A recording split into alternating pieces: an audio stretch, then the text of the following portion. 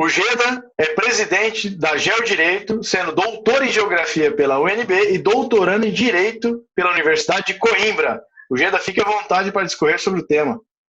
Olá, Danilo, tudo bem? Muito obrigado pelo convite. Parabéns ao Progel do Paraná pela iniciativa. Tem muita coisa acontecendo no mundo afora em relação à geoinformação e proteção de dados, principalmente aquelas referentes a dois direitos que colidem, né? O direito da coletividade, que tem de saber acessos à geoinformação, por exemplo, em época de pandemia, como vivemos atualmente, e as pessoas têm direito de saber onde que o vírus está, ou, enfim, onde que tem maiores incidências, e para poder tomar medidas corretivas, até porque o sistema de informação geográfica nasce pelo John Snow lá no século XIX, com base nessa premissa, né, de mapeamento de cólera em Londres e tudo. Então, a informação geográfica já tem essa origem de controle de pandemia. E, por outro lado, tem a proteção dos direitos individuais das pessoas, a intimidade, o sigilo, o direito ao esquecimento, ou seja, as pessoas, principalmente ex-presidiários, têm direito ao esquecimento. Eu já fiz um crime, paguei, me esqueço, né? Vamos para frente. Então, existem dois direitos, um que é coletivo ou difuso e o outro que é de direito individual, que, de certa forma, colidem e que precisam ser harmonizados dentro dessa realidade contemporânea. Então, quando nós observamos esse tipo de situação, a geoinformação, que dá a coordenada geográfica, né, do que acontece, ela assume uma centralidade muito importante, como nós temos visto aí na questão do Covid. Porque vários países do mundo estão criando legislações no sentido de tentar evitar o monitoramento das pessoas de uma forma personalizada, ou seja, alguns países têm aceito com dados desagregados, em torno de 20 países estão adotaram essa linha atualmente no mundo, o estado de São Paulo tem feito isso, mas também tem as suas vulnerabilidades, né? Porque o dado ele está agregado, mas ele é facilmente desagregável se você juntar esse dado com outras fontes. Então, existe ameaça sim, e a coisa ainda não foi dimensionada profundamente, mas tem uma pandemia que talvez tenha um interesse maior e justifique esse tipo de investida. Tem países que não aceitam, né? Por exemplo, Portugal é um desses países que entendeu que essa geolocalização, mesmo de forma agregada, não deve ser utilizada, pois fere direitos individuais. Que foi também o argumento que o presidente Bolsonaro utilizou para refutar a iniciativa do ministro Marcos Pontes, que tinha tentado esse tipo de iniciativa. Então, no fundo, tem uma grande colisão aí da prática da geoinformação com aquilo que tem ocorrido. Mas o grande problema é que nós não criamos um sistema de geoinformação, né? Que pese estar lá na nossa Constituição, no artigo 21, inciso 15, dizendo que compete à União legislar sobre geografia, cartografia e estatística oficial, isso nunca foi regulamentado no país. E isso é um gargalo, porque em época de crise como nós estamos vivendo, nós não temos dados confiáveis para nos basearmos, para irmos atrás e checarmos se essa pandemia tem o tamanho que tem ou não tem. E aí cabe tudo no WhatsApp, né? No grupo da família, no grupo dos amigos, porque cada um começa a entender de um jeito e tudo no achismo, porque não é ciência, né? Nós não temos os dados para nos basearmos nessas conclusões.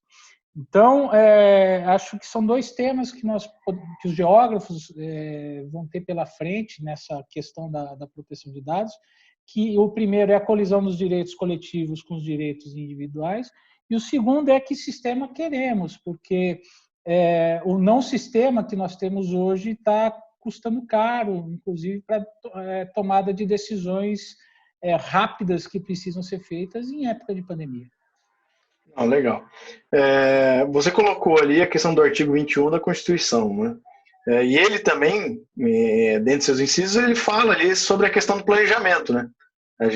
É um artigo grande, extenso, e você aborda uma questão que é a geoinformação, né? A questão da geografia e cartografia, e no mesmo artigo ele fala sobre a questão do planejamento, a importância, porque esse dado que você estava comentando, independente se a gente tem ou não, da forma que a gente tem, ele é um dado importante para fim de planejamento. É isso que a gente vive hoje. Não sei se você concorda comigo, Geda, mas se a gente tivesse uma plataforma ou os dados já bem caracterizados e disponibilizados, a gente poderia estar enfrentando esse tipo de pandemia ou qualquer outro tipo de crise, vamos colocar em termos de crise, com muito mais, vamos dizer assim, facilidade. Você acredita que nesse sentido, já passou da hora, vou usar esse termo aí meio, da questão dos estados. O Estado, quando eu digo Estado-governo, o próprio Estado, o Estado e os municípios, os governos, os governadores, e aí seus diretores executivos, ter uma padronização, se preocupar com a questão do dado, a aquisição e disponibilização desses dados. Já passou da hora a gente ter isso aqui no Brasil? A discussão do planejamento é uma discussão que me lembra as aulas da professora Berta Becker, me lembra coisas que assim, são fundamentais, mas que, de certa forma, os fatos acabaram já atropelando. Eu acho que a novidade dos tempos atuais, que não existia na época que o planejamento era discutido nos anos 80, nos anos 90, é que a geografia virou infraestrutura. Né? Uma infraestrutura de dados espaciais. Por quê? Porque a geografia virou algorítmica, que não tem nada a ver com aquela geografia matemática, quantitativa, e aí depende do neologismo que cada um escolha, mas não é uma questão de se pensar a geografia enquanto número, né? que é a geografia de elevador. Né? O desemprego aumentou, o desemprego diminuiu, invadimos tantas propriedades para efeito de reforma agrária. Não é isso. Transformar é uma questão de linguagem, né? Que aí é o que o Milton Santos falava, né? A filosofia das técnicas, ou seja, qual é a linguagem do século XXI que nós vamos usar a geografia para essa plataforma? E quando a gente sai do Brasil, a gente consegue observar muitos exemplos, ou seja, se você googar a palavra geoportal, você vai ver municípios de Portugal, de Angola, de Moçambique fazendo e poucos fazendo no Brasil. Você tem grandes municípios desenvolvendo, o GeoSampa em São Paulo, o GeoFloripa, eu sei que o Paraná tem diversas iniciativas pioneiras, inclusive, mas ainda é muito pouco. Até porque a base da Smart City, seja lá a definição que nós quisermos dar para esse conceito, a base dela é gel. Sem o gel, você não vai monitorar o caminhão chegando no ponto, a hora que você vai pegar o ônibus no ponto, você não vai saber como que a cidade flui, né? Como que ela funciona como um sistema. Então, me parece que essa discussão, a discussão que os geógrafos têm proposto no Brasil é uma discussão muito voltada para a tecnologia, e aí acho até que colide muito com a função dos engenheiros. As engenharias, né?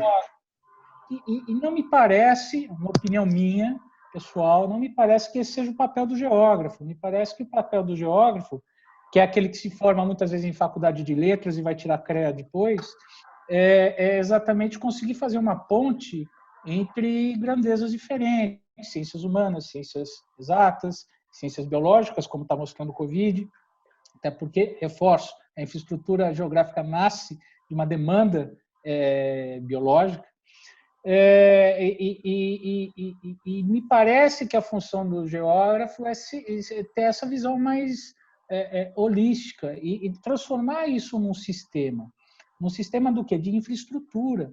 E para transformar num sistema de infraestrutura, tem que entender o que é um setor de infraestrutura sob a ótica técnica, econômica e jurídica. E não me parece que os geógrafos têm feito esse exercício. Ok, vou fazer um geoportal porque eu aprendi no livro tal que é bacana ter um geoportal para o município. Legal, mas para quê? Você entende de legislação de saúde para colocar as necessidades do setor de saúde nesse geoportal? E as de educação? E as de transporte urbano? E, sei lá, qualquer função da cidade. Por quê? Porque a cidade tem que estar representada naquele geoportal. O geoportal vai ser uma somatória de legislações que vão estar espacializadas.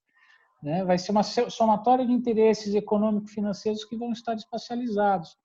E eu não consigo perceber ainda essa visão no Brasil, de forma a dar uma maior fluidez para essa ferramenta. E não falo só dos geógrafos, falo dos advogados também.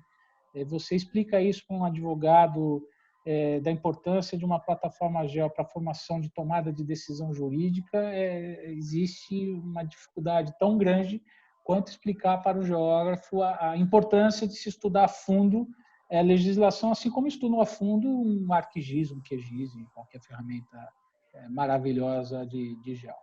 Não, o Geda, você abordou dois temas aí, talvez em separados, mas que estão hoje me preocupando muito, estão se relacionando com uma facilidade muito grande. Você usou a questão da holística e você usou a questão da palavra engenharia. Eu tenho ouvido discursos, e aí talvez uma crítica aí aos nossos geógrafos, dos engenheiros falando que a engenharia ela vem se adaptando e está utilizando a holística para melhorar o desenvolvimento de seus produtos. Olha, eu vi isso em discurso. Então, assim, é uma preocupação nossa, porque o geógrafo era proprietário da holística, né? Da inter-relação entre os meios, ele que trazia, que nem você falou, questões sociais, questões tecnológicas, e amarrava tudo isso, econômicos, e amarrava tudo isso dentro de um contexto. Era, a princípio, nós, junto com outros profissionais, mas não da engenharia. A engenharia era muito pura em termos de executar. Mas você falou uma palavra e eu não pude deixar de comentar sobre a minha preocupação, externalizar isso, ficar um alerta aí para os geógrafos. Visão, posso só complementar? Pode. Porque me parece importante. Eu tenho uma visão muito própria do papel da geografia. Porque quando você vê advogados, médicos estudando geografia, e duas das nossas grandes referências são essas, Milton Santos, que era bacharel em Direito, e o José de Castro, que era médico. O José de Castro escreveu Geografia da Fome, e o Milton Santos, acho que dispensa apresentação, inclusive a cara da geografia do Brasil no exterior é o Milton Santos. Eles mostraram claramente que a geografia tinha que se emancipar das engenharias. A geografia não é engenharia. Não que a engenharia não tenha que pensar a geografia, claro que a engenharia também tem que pensar a geografia, como o Teodoro Sampaio já fazia e como diversos outros engenheiros geógrafos fazem. Mas a geografia ela é muito transversal e me parece que a geografia ela é muito mais próxima hoje da estatística do que de uma engenharia, porque a geografia é um dado localizado. E ao ser um dado localizado, ao dialogar com um dado que não está localizado, você consegue, como diria na linguagem popular, do Tinder, dar match, né? Porque você consegue fazer um casamento. Então, eu tenho uma visão da geografia muito parecida com a do Teixeira de Freitas, quando concebeu o IBGE lá em 37, 38, né? Num estado de exceção, ou seja, ele não se negou a conversar com o governo de exceção, porque ele tinha uma defesa técnica e que ele achava que aquilo deveria prosperar e avançar para o bem do país, porque sabia que aquilo ia perdurar muito depois daquele governo, e de fato ele estava certo, o IBGE está aí até hoje. Então, eu acho que a junção de geografia e estatística ela tinha que ser melhor pensada pelo geógrafo, porque talvez a solução da geografia esteja no dado, e esse dado enquanto infraestrutura de dados espaciais. Acho que tem uma senha aí que talvez possa ser melhor explorada. Não, legal. Você aí abordando, voltando à questão dos dados, do direito, você falou um pouco sobre essa questão da coleta de dados. Eu vejo hoje que não é nada novo, né? Já nós estamos vivendo isso com a evolução dos smartphones, computador, e tudo tem geolocalização. Eu ultimamente tenho brincado muito nas conversas que a gente faz do Geografando Ideias, que a gente muitas vezes abaixa um joguinho e entrega dados para jogar. Então a gente tem um agrado, né? Então a gente está entregando dados pessoais nossos, dados de localização e outros dados para ter um jogo, para conseguir jogar. Então eu acho que, de certa forma, a população gosta muito disso, né? Eu estou entregando, mas eu tenho alguma coisa em troca, eu tenho um prêmiozinho, né? O que você poderia falar sobre essa questão da massificação da coleta de dados, né? Quanto a direito e quanto à geografia, imagina a geografia, ela seja muito importante, mas os riscos, os perigos que estão atrelados à questão pessoal, né? A questão também do dado em si, o que você poderia colocar e também já abordar aí para a gente tentar ir para um fechamento sobre a questão da LGPD nesse sentido? Bom, a questão do dado ela é muito sensível, porque quando você baixa o aplicativo, você está se submetendo à legislação norte-americana, chinesa, europeia, não é brasileira. E você está aceitando que seu dado vá para o Vale do Silício, ou para a China, para a Manchúria, ou para, enfim, para Dortmund, sabe lá Deus para onde, né? Da onde origina o aplicativo. Então, você já tem um problema de direito de saída, porque você está se submetendo a uma legislação que você desconhece e sequer sabe como acessá-las para defender um direito. Então, é uma adesão fictícia na prática, porque você o seu instrumento para recorrer em cima de alguma coisa nesse sentido é zero, né? Então, isso é uma coisa que está muito longe de ser regulamentada, porque essa questão do dado vai pautar o século XXI inteiro, né? Quando a gente fala que o dado é o petróleo do século XXI, né? E cai naquele oceano de clichês que a gente já se acostumou a ouvir, no fundo o que a gente está falando é isso, ó, existem pessoas que estão coletando dados do mundo, satélites estão passando aqui em cima nesse momento fotografando a gente, sem pedir licença. Estão fotografando você no seu quintal, estão fotografando você em casa, estão pegando seus dados, e é um grande Big Brother global, né, que deixa o livro 1984 como uma história da carochinha. Então, a Lei Geral de Proteção de Dados é uma lei contemporânea. Nós temos uma legislação dessa, os Estados Unidos não tem, por motivos óbvios, até porque lá estão as grandes empresas nesse sentido. E vai ser a grande disputa desse século, ou seja, my data, my rules, né? Ou seja, minha informação, minhas regras, não aceito a sua regra, e no fundo já tem gente falando que a população tem que ser remunerada pelos dados que fornece, né? E que se um sistema desse fosse criado, isso poderia criar renda mínima para a população global, isso redistribuiria a renda para a população toda. Ou seja, nós estamos diante de paradigmas maravilhosos, com ferramentas estupendas, mas epistemologicamente, conceitualmente, as discussões que estão sendo feitas hoje pelos geógrafos não estão alcançando, ao meu ver, esse nível de profundidade e de proposta, né, de proposição de caminhos que poderiam estar sendo trilhados. Não, legal. Fazer um questionamento aqui, bem sobre aquela questão, aquela abordagem que vocês publicaram, está lá no Geodireito, no portal ali, saiu acho que no estado, né, de São Paulo, no portal deles também, sobre aquela questão da regulamentação da MP, ou da MP, no caso. E, no seu ponto de vista, essa questão do Covid, da pandemia, ela, para mim, me remete a nunca é agradável. A gente está num momento de crise, não é perdendo vidas, isso é sistemático.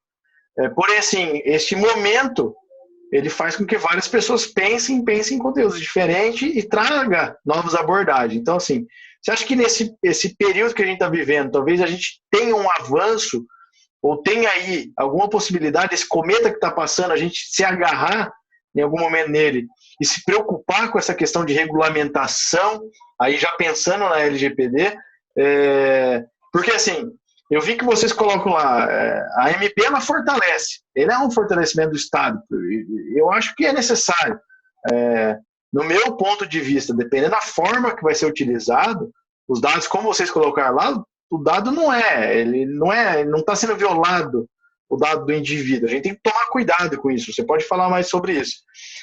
Mas é importante que a gente tenha os dados, sejam regulamentados, e eu acho que a gente não pode perder esse momento. Então, assim, para a gente fechar, o que você pode sistematizar para a gente, falar um pouco sobre essa questão, novamente, reforçar talvez essa medida provisória, você mesmo falou agora há pouco, talvez uma discussão, que algumas entidades não concordem com a tal medida ou com a coleta de dados, mas como a gente pode evoluir em cima disso, onde você acha que a gente como cidadão, ou como profissional, ou como da área política, podemos ativar para ter uma discussão séria, técnica, voltada à questão da geoinformação? Bom, na semana que passou, eu acabei publicando 2 artigos no Estado de São Paulo, dado a intensidade de todas essas movimentações, né? Uma que foi aquela que nós provocamos, regularmente por MP, a política geográfica, presidente, porque nós até começamos assim o artigo, né? A MP, crises sanitárias, elas parem políticas geográficas desde sempre, seja o terremoto de Lisboa de 1755, que o Marquês de Pombal criou conceitos básicos até hoje de sismologia, de cartografia, de cadastro urbano para poder lidar com aquela realidade, né? Terremoto mais tsunami. Seja o Sir John Snow, em 1853, salvo engano, que cria o sistema de informação geográfica para mapear a cólera em Londres. Isso. Nós usamos também, mais recentemente, o exemplo do presidente Joko, da Indonésia, que cria o One Map Policy, né, a política pública do mapa único para mapear o maior arquipélago do mundo, 17 mil ilhas, um terremoto todos os dias, maior, menor intensidade, tsunamis no meio de várias falhas geológicas, e que por ter hoje um mapeamento de todas as ilhas com alto nível de precisão, ele consegue ter um tempo-resposta mais ágil. Então, essas crises historicamente geram políticas geográficas. E a nossa provocação foi nesse sentido, vamos fazer, cabe uma MP, só que a MP que saiu de um jeito completamente diferente, né?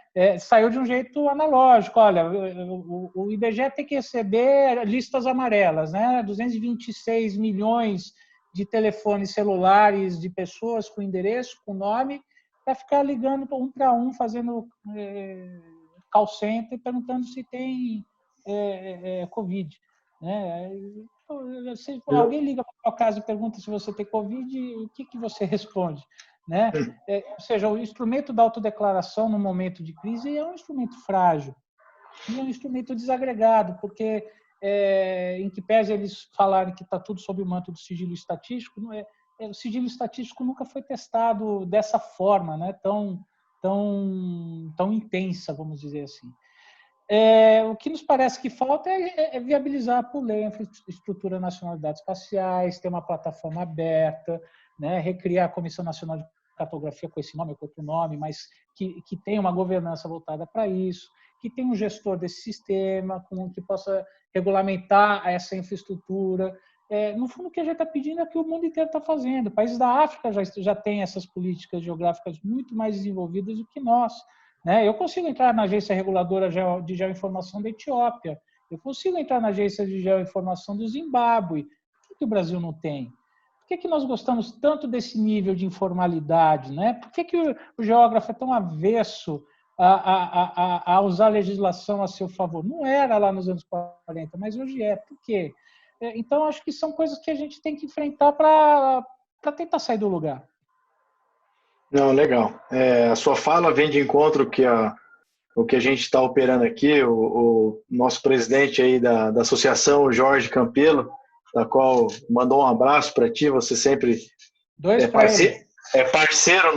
parceiro nosso aqui, sempre é lembrado das nossas discussões, e que, como eu estava falando, vem de encontro a sua fala o que a gente está tentando fazer aqui com a associação junto aos municípios e ao Estado, que é realmente essa melhoria, né, ou padronização dos dados, da forma da aquisição, tentar fazer com que a geografia ela participe da discussão. É bom você lembrar da questão do direito, a gente tem que se realmente